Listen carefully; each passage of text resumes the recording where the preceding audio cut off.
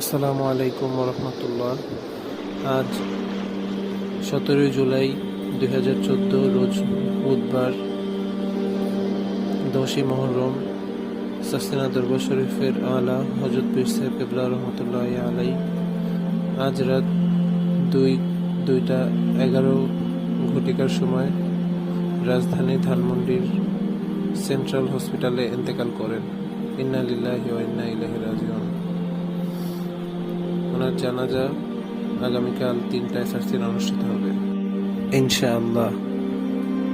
হুজুর দীর্ঘদিন যাবৎ শারীরিক অসুস্থতার ভুগছিলেন। সিঙ্গাপুর এবং অন্যান্য দেশে চিকিৎসা শেষে তিনি বাংলাদেশে শেষ নিঃশ্বাস ত্যাগ করেন।